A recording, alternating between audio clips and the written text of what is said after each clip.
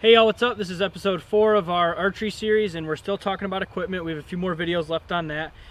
Today we're going to talk about your sight and your arrow rest, two of the very most important pieces of equipment. So personally, I shoot a whisker biscuit arrow rest, and then this is a bullseye sight. Again, kind of with everything with equipment, it all comes down to feel and how you get comfortable with equipment, what brands you may or may not prefer, what you've had experience with, and that type of thing. If you're completely new to it, definitely go to a pro shop or talk to somebody who's been doing it for a while, and they'll be able to guide you towards what equipment will put you in the best situation for success, because everyone's a little different. So I shoot fingers, which means I don't shoot a release. So I like a arrow rest like the whisker biscuit that has a little bit more support. Hopefully this will focus in here. You can kind of see, basically it's a bunch of little bristles that hold your arrow in. I know guys that shoot releases are big fans of the drop away rest. So when you shoot, the rest actually drops away, so then there's nothing touching the arrow. Those are very accurate, and they allow for a little bit more shooter error than something like a whisker biscuit. However, being a finger shooter, my release isn't going to be as consistent as a mechanical release, so I prefer to have a little bit more control over the arrow with my rest. With a rest, there's a lot that goes into it. You have to set it up, has to be right for your bow, has to be right for your arrow, what type of release you're using, whether it's fingers, mechanical, back tension, trigger, all that kind of stuff. And then the pitch of your arrow rest, you know, how far it leans forward, backwards, all of that's going to affect your arrow flight. So definitely have a pro shop help you out with that, especially if you're not experienced. For a sight, you can go with any kind of sight you like. I have like I said, it's a bullseye sight. I don't know, it has 3 pins. I use 1 pin. I usually use 1 pin. So the other 2 I have just moved up out of the way. I like 1 pin because I find that it's less that I have to worry about looking through to see the actual animal, especially when I'm hunting. I just adjust my aim based on the yardage. So I'll usually zero my 1 pin in for 20 to 25 yards.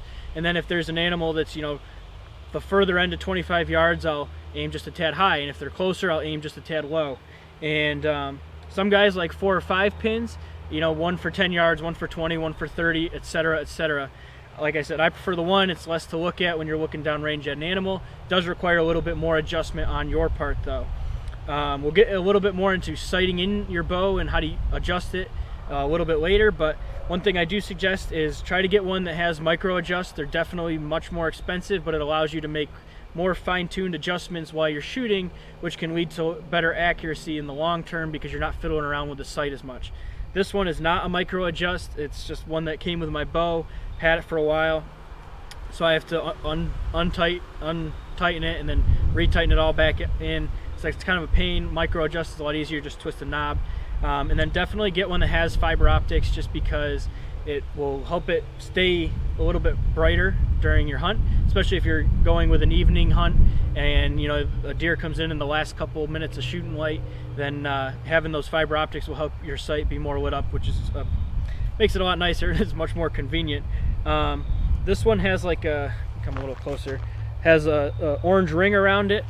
It's kind of nice. It makes it a little bit easier, especially in the heat of the moment, looking through your peep sight, to find your sight picture and find it, and then line everything up and be able to take that shot.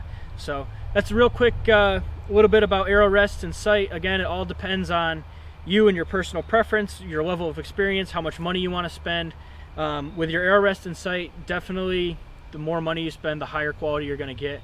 And you know, if you shoot couple times a year and you bow hunt for deer in your backyard, or that's it, then, you know, you can get away with a cheaper sight. But if you're trying to take further shots, you know, 40 yards plus, you're pretty serious about it, I would definitely recommend getting a more expensive sight. That's probably going to be my next upgrade on this sucker, is a better sight. But thanks for watching. If you guys have any questions, comments, anything like that, leave them in the comments below, and be sure to let us know what else you guys want to see. So stay tuned for our next video. Thanks.